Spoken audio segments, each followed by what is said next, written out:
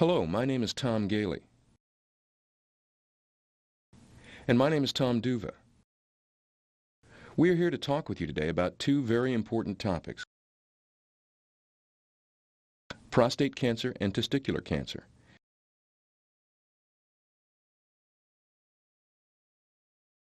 Cancer is a disease where there is uncontrolled growth and abnormal cells which, if not controlled, can result in death. As deaf men employed at Deaf Community Services of San Diego, we know that it is especially hard for deaf and hard of hearing men to get the health information they need. Several friends of ours have joined us today to bring you more information about these cancers so that you can help yourself and the people you love. Prostate cancer happens in the prostate, which is a gland located below your bladder. It is the most common cancer in American men, and it usually occurs in men over age 50. Testicular cancer happens in the cells of the testicles. It is the most common cancer occurring in men ages 15 to 34. We decided to talk about these two cancers together so that both younger and older men can inform each other about these diseases. Gathering information about potential benefits and risks of screening and treatment for prostate and testicular cancers lets you make informed decisions for yourselves.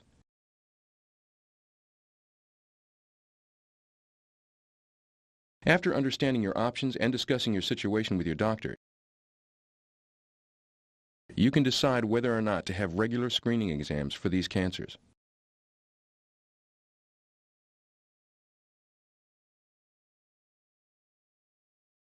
Once we finish our meal, we will join you for a question and answer session about these two cancers. Tom will talk to you first about prostate cancer, and then I will talk with you about testicular cancer.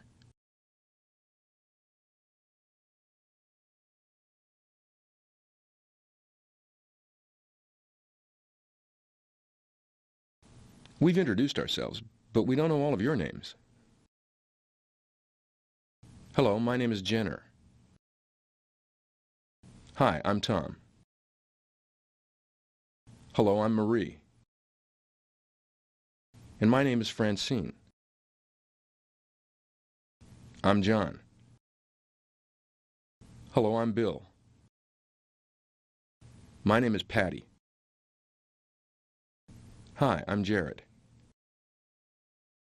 I'm Kathy. I'm Dino. And I'm Matt. Let's start by explaining what cancer really is.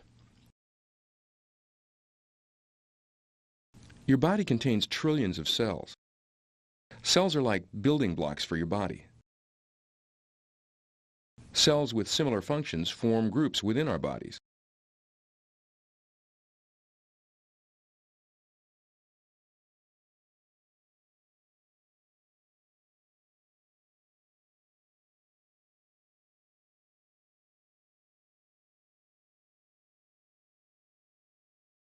Every day, old cells are dying and new ones are replacing them. Your body makes new cells when one cell makes identical copies of itself. Sometimes a cell makes a mistake when it copies itself and produces a damaged cell.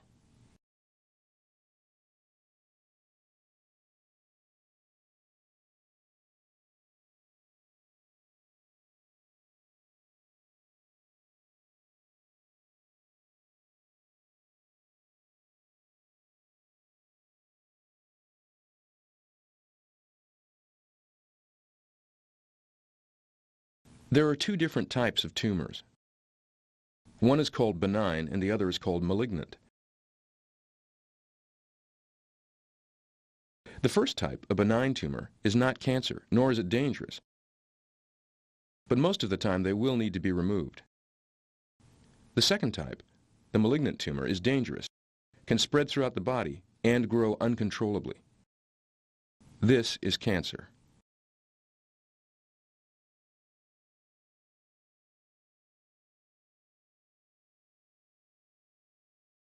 Now I'd like to share a medical term with you, metastasis. This is when one cell from that group of damaged cells we mentioned earlier breaks off and travels through the body. This is what causes cancer to become life-threatening.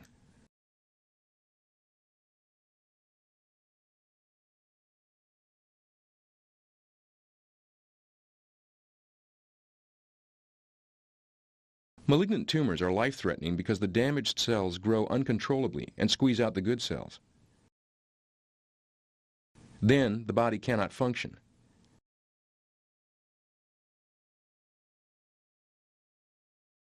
Now let's talk about prostate cancer. Here are the 4 topics that we will discuss about prostate cancer. 1. Description. 2. Risk. 3. Detection. And 4. Treatments.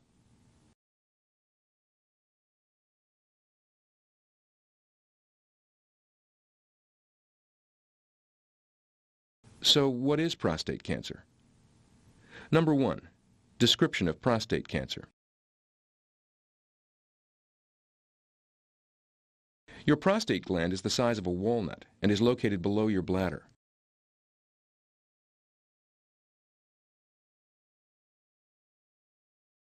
It surrounds your urethra, which is a tube that carries urine and semen out of your body through your penis. Prostate cancer happens when a damaged cell in your prostate gland multiplies to make a malignant tumor. We don't know exactly what causes the damage to happen.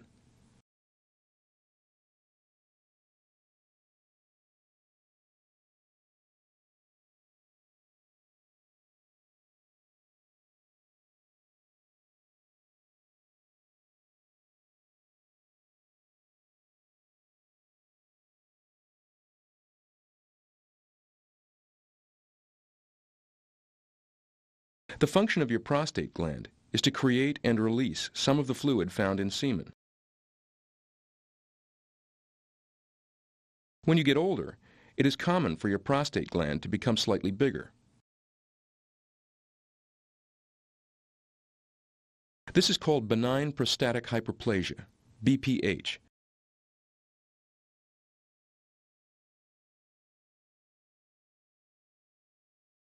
As the gland grows larger, it can push on the urethra tube and cause problems with the flow of urine. But remember, this enlargement is not cancer.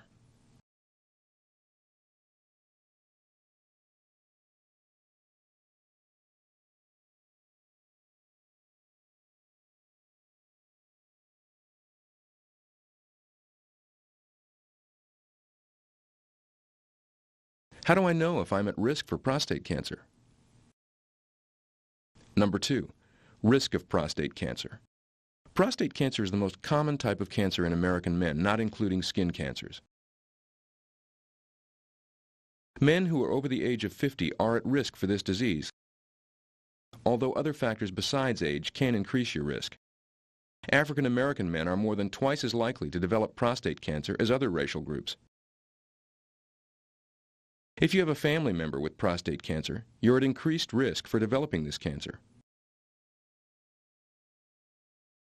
Also, a diet high in fat and low in fiber may increase your risk of getting prostate cancer.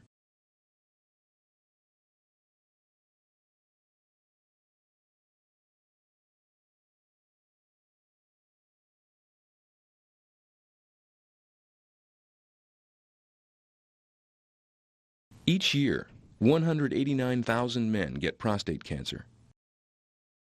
In other words, 1 out of every 6 men in this country will get prostate cancer sometime in his lifetime, and 1 out of every 32 men in the United States will die from prostate cancer. If your prostate cancer is found early, you will have more treatment options from which to choose.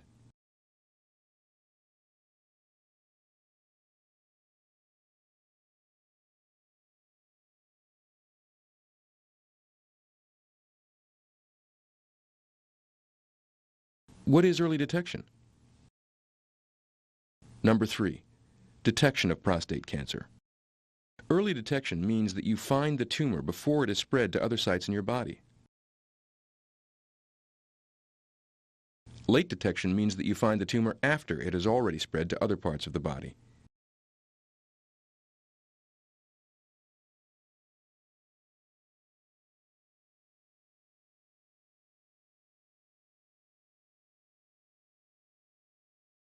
What are the methods of early detection of prostate cancer? There are no early warning symptoms for prostate cancer. However, your doctor has two screening exams that can find prostate cancer in its early stages. One is a digital rectal examination, which we will call DRE. And the other is a blood test that measures prostate-specific antigen, or PSA levels.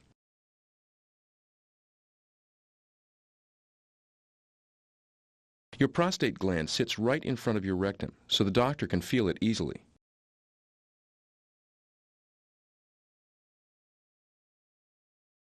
During the DRE, the physician places a gloved finger into your rectum and feels for any hard lumps on the back and side of your prostate gland.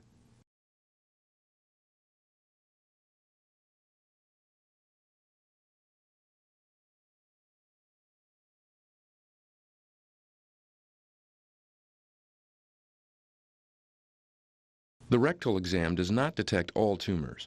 Therefore, you should also have a blood test.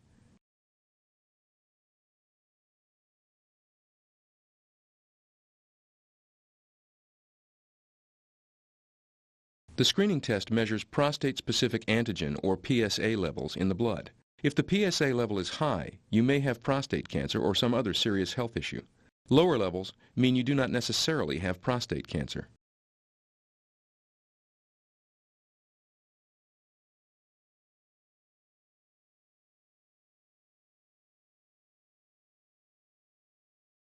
The blood test alone does not detect all tumors either. Having both the rectal exam and the blood test gives you the best information. Should I get screened for prostate cancer?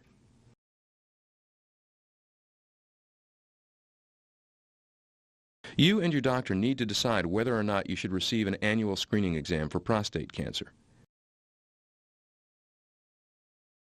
This decision will be based on your risks for getting prostate cancer, your general health, and your feelings about the benefits and risks of prostate cancer treatments. If I decide to get screened for prostate cancer, when should I begin?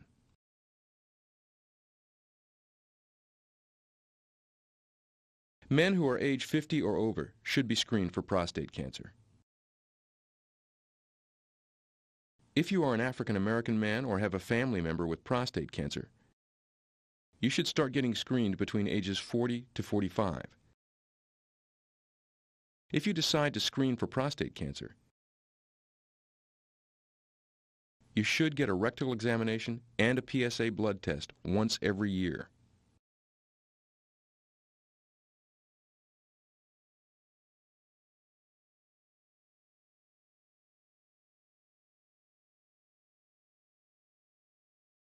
It is important to remember that it is your personal choice whether to undergo screening for prostate cancer.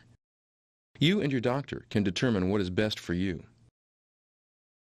What are the symptoms of prostate cancer? Early prostate cancer produces no symptoms. However, with screening tests, doctors have a better chance of finding prostate cancer when it is in the early stages. Symptoms of prostate cancer may occur in the later stages of the disease after the tumor has become very large or has spread to other parts of the body. With late-stage prostate cancer, you may experience pain when urinating, difficulty beginning to urinate, blood in your urine, a constant feeling that you need to urinate, or a desire to urinate more often, especially in the middle of the night. Late-stage prostate cancer can also cause bone pain, especially in your back. There is also a common enlargement of the prostate gland that happens with age. This is called benign prostatic hyperplasia, or BPH. It can produce the same symptoms as late-stage prostate cancer. This enlargement has nothing to do with cancer. But you should still see your doctor to help manage this condition.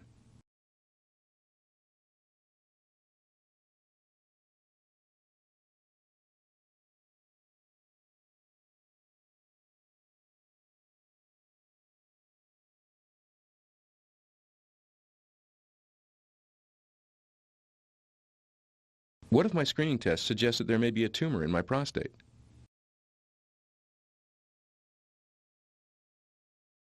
Probably the doctor will want to take a very small sample of your prostate to examine under a microscope.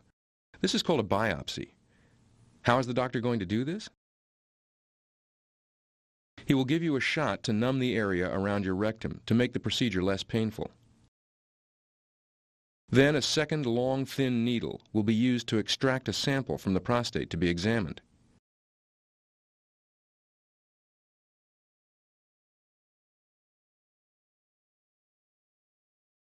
If it shows cancer, the doctor may suggest other tests to see if the cancer has spread to other parts of your body.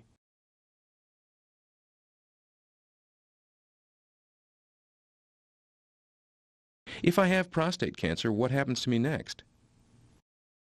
Number 4, treatments. The possible treatments are watchful waiting, surgical removal of the prostate, radiation therapy, cryosurgery,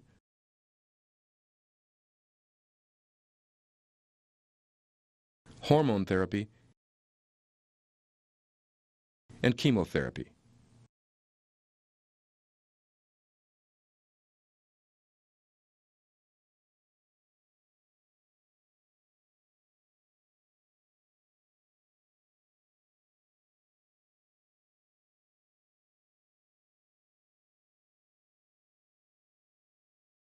The earlier you find the tumor, the more treatment options you will have. You should be aware that there are no clear rules about the best way to treat prostate cancer. You and your doctor need to choose your treatment based on your personal needs. You should consider the size of your tumor, your PSA level, how abnormal the cells are, the speed of your tumor's growth, your age, your general health, and your feelings about the treatment side effects. Some prostate cancers grow slowly, and some grow very quickly. Currently, it is impossible for doctors to tell how fast the tumor is growing just by examining the cells. Research is underway that will someday help doctors to know which cancers will grow rapidly and need treatment, and which cancers will grow slowly and can be watched.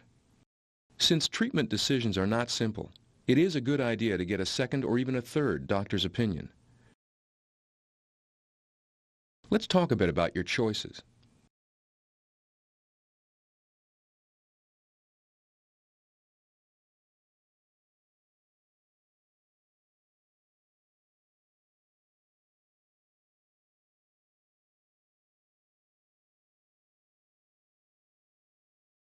In certain cases, you and your doctor might decide not to make an immediate treatment decision. The doctor will observe and monitor your cancer over months or years. This choice may be suggested for older men or men with serious health problems. Watchful waiting is most commonly offered as an option when the cancer is found early, when it appears to be slow growing, and when it is producing no symptoms. The risk of watchful waiting is the possibility that the cancer can spread and become difficult to cure.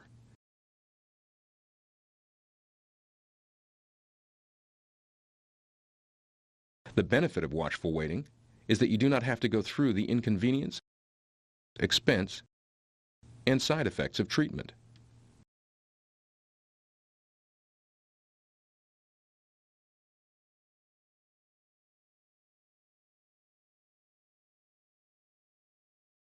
In some cases, the doctor will suggest removing your prostate. This procedure surgically removes the prostate from your body. However, if they remove your prostate, you will experience short-term and possibly permanent negative side effects. First, for several weeks or months, you may have trouble holding your urine. This is called incontinence. For some men, this problem will not go away. Second, you may lose your ability to have an erection. Often, important connections to your penis need to be cut during the removal of your prostate, especially if your tumor surrounds those connections. There are new surgical techniques that can avoid cutting those connections to the penis.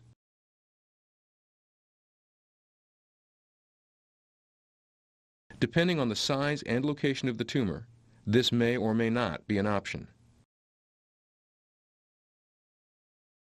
The loss of erection is temporary for some men and permanent for others. Be sure to choose a surgeon who specializes in prostate cancer surgery.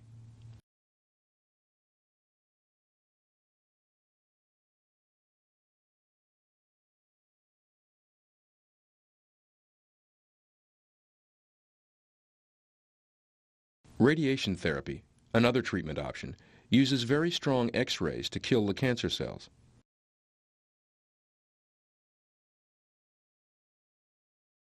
It can be used as a treatment alone or in combination with other treatments. There are two ways to deliver radiation treatment. First, X-ray beams can be aimed directly at the prostate cancer cells from an external machine.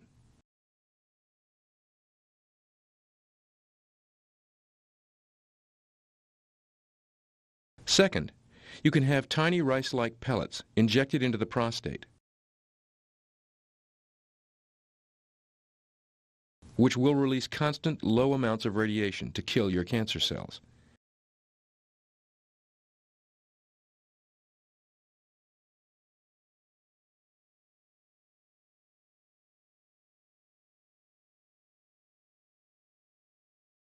The radiation will still kill some healthy cells in that area of your body. This may cause temporary or permanent side effects like diarrhea, a burning feeling in your bladder, difficulty holding your urine, frequent urination, or inability to have an erection. The loss of ability to have an erection will develop gradually over 1 or more years after the radiation if you experience this side effect. Except for problems with erections, most of the side effects usually last only about 2 weeks after you stop radiation.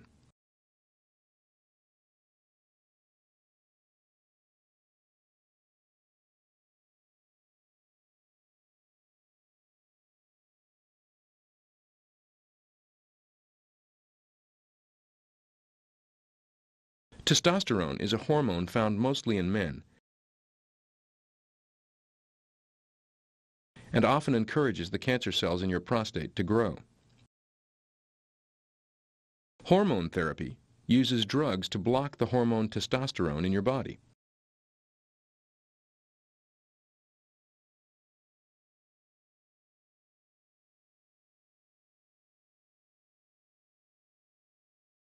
The side effects of hormone therapy may include tiredness, upset stomach, growth of breasts,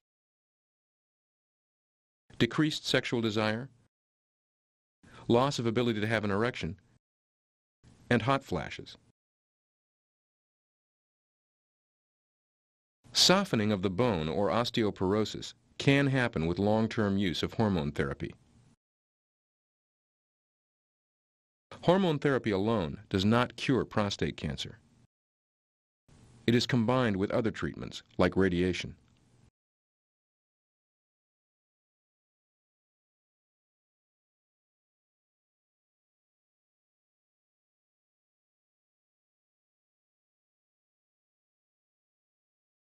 Cryosurgery uses very cold temperatures to kill cancer cells. The doctor makes a small incision in your groin and uses an ultrasound picture to guide a probe to the prostate tumor. The probe will freeze and kill the cancer cells. This is a new treatment that offers an alternative to surgery and radiation for some men.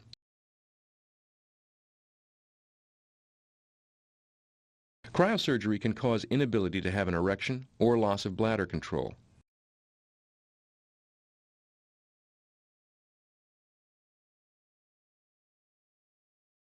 Cryosurgery can only be used when the tumor is detected early, before it has spread to other parts of the body. Since the procedure is new, the long-term effects of cryosurgery are still unknown.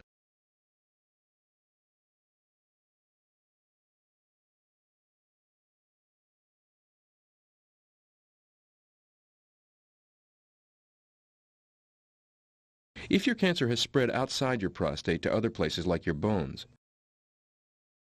your doctor may suggest chemotherapy after hormone therapy has been used and no longer works.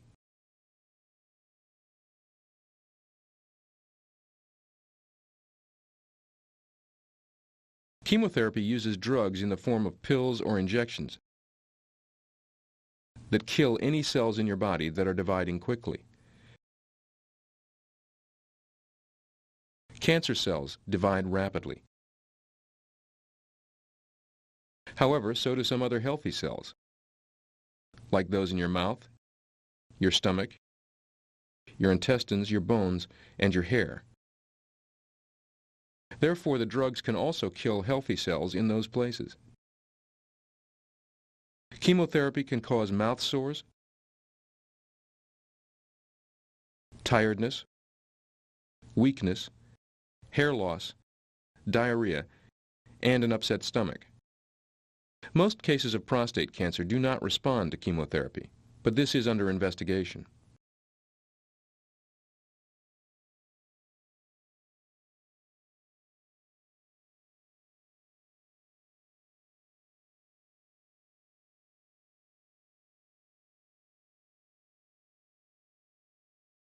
Now it's time to discuss testicular cancer. And I'll turn the floor over to Tom for that portion of the presentation. Thank you, Tom.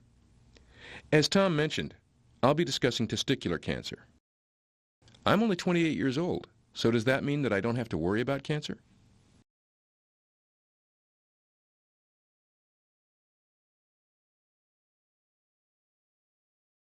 Cancer can happen to anyone at any age. Prostate cancer usually happens to men over age 50. Testicular cancer is one cancer that usually occurs in younger men. Here are the 4 topics that we will discuss about testicular cancer. 1. Description. 2. Risk. 3. Self-exam. And 4. Treatment.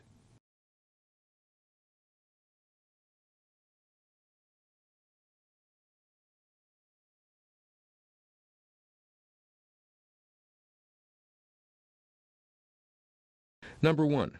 Description of testicular cancer. Testicular cancer happens just like prostate cancer. A cell in your testicle makes a mistake when it copies itself.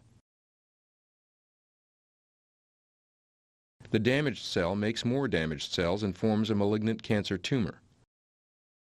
Your 2 testicles are groups of cells that make sperm and some hormones. They rest inside the sac of skin called the scrotum that lies beneath your penis.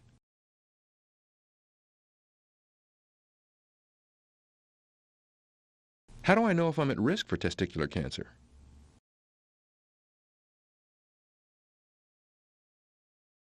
Number 2. Risk for testicular cancer. Testicular cancer is most common in young men ages 15 to 40. If you have a testicle that did not descend naturally into the scrotum, or if you have testicular cancer in another family member, you are at increased risk for this type of cancer. Also, Caucasian men are at higher risk for testicular cancer than other racial groups.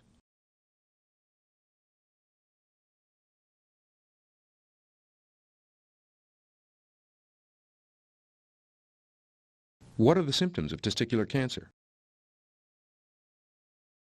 Number 3. Detection of testicular cancer.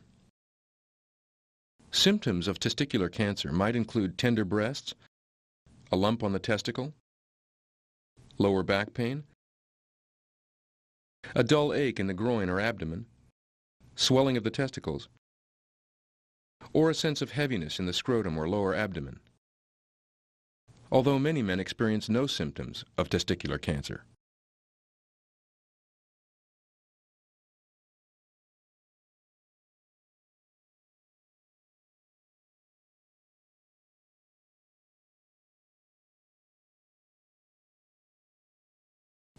Do men die from testicular cancer? Your chance of surviving testicular cancer is very good. About 7,400 men in the United States get this cancer each year. Research estimates that the cure rate of testicular cancer is more than 90% for both early and late-stage cancers. Let me give you two examples. We have one group of 100 men with early detection and another group of 100 men with late detection. Looking at each group 5 years later, 95 of the men with early detection are still alive. Of the group of men with late detection, 75 are still alive.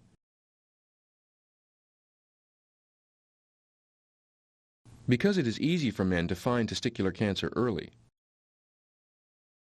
60% of men who get testicular cancer find it in its early stages.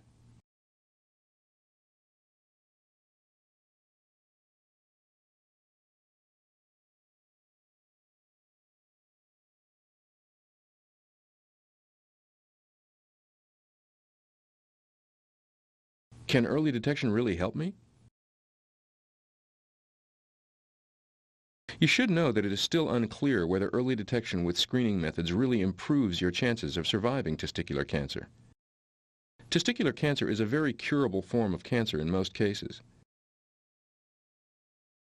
The decision to screen for testicular cancer should be your personal decision. Talk to your doctor, especially if you have a family member with testicular cancer or have a testicle that did not descend naturally. Should I get screened for testicular cancer?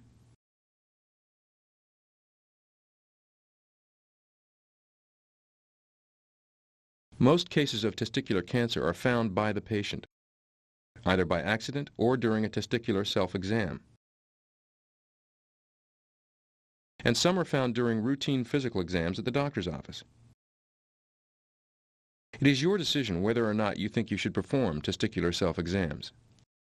You and your doctor should discuss your risks for testicular cancer and decide whether self-screening would help you. If you choose to do the testicular self-exam, you should perform it once every month while you are between the ages of 15 and 40 years old. You should do the exam after a warm shower or bath so that the scrotum is relaxed. First, look in the mirror for any swelling. Next, examine each testicle in the following way. Place your thumb in front of the testicle and your middle and index fingers on the back. Roll the testicle around to feel for lumps. Have your doctor show you how to perform a testicular self-exam.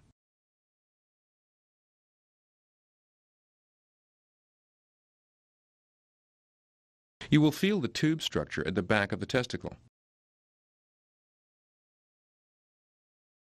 This is normal and does not get cancerous lumps. Cancer lumps usually appear on the sides and in front of the testicle. Sometimes an infection or bruise can feel like a tumor. But you should still contact your doctor if you find anything has changed.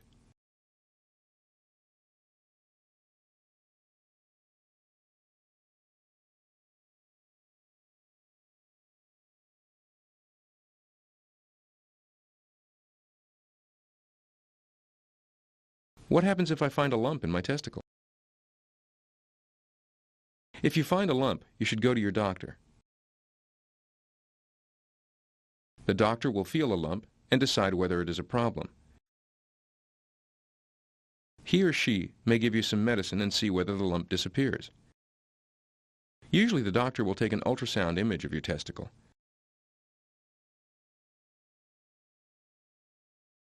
If the ultrasound shows a tumor, the doctor will remove your testicle. The doctor may also order some blood tests to check for substances which suggest cancer is present. More than 95% of testicular tumors are malignant, so the testicle is always removed.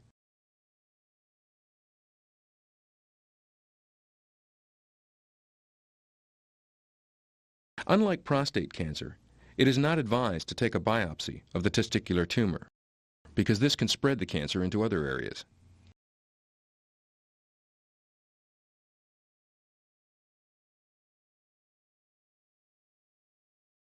Instead, the doctor will make a cut in your groin and remove the entire testicle. Only the testicle with the cancer tumor is removed. The surgery lasts about 45 minutes, and you usually stay in the hospital overnight. If your doctor suspects that the tumor has spread, he or she will order some images to check other parts of your body. What are my treatment options for testicular cancer? Number 4, treatment for testicular cancer. Your treatment depends on your particular cancer tumor.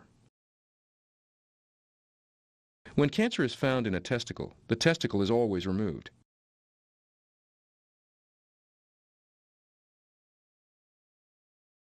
When the cancer is just in the testicles, radiation sometimes follows the surgery.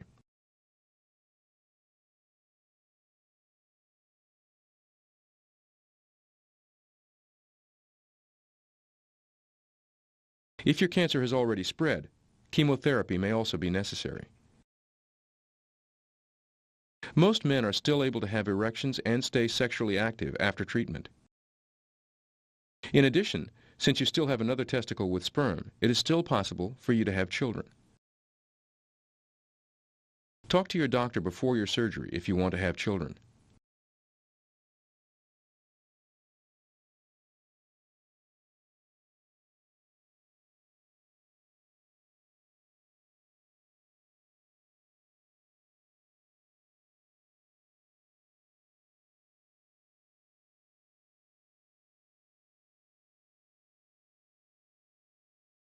I've heard friends talk about clinical trials. What are they? Clinical trials are experiments and research done to provide more treatment options. You should keep an open mind to these trials. These studies find new ways to treat cancer and other diseases.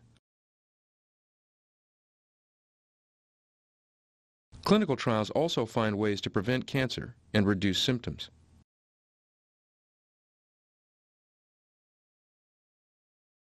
You should ask your doctor about any clinical trials that could benefit you.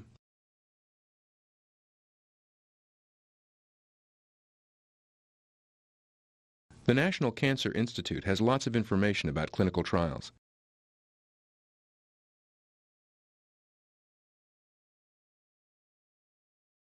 They will help you to make an informed treatment decision. The best idea is to stay open to the possibility of clinical trials, because they can offer new solutions for you and for other people with similar problems.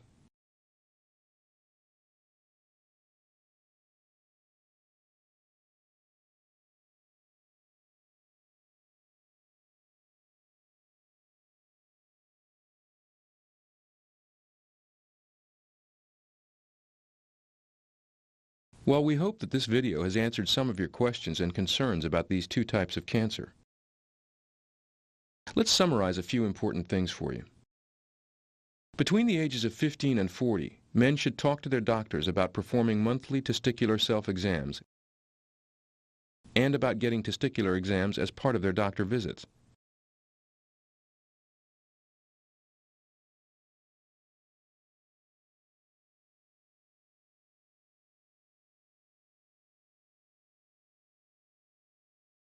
At age 50, you should talk to your doctor and decide whether to begin yearly PSA tests and digital rectal exams for prostate cancer. You should consider this option earlier, at age 40, if you have a family member with prostate cancer or if you're an African American.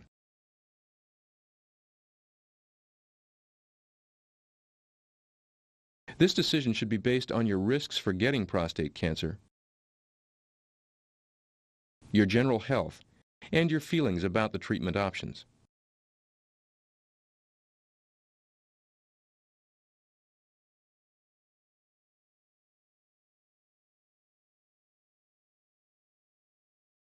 The better you understand these cancers, the more power you have to make the right choices for your own body and health.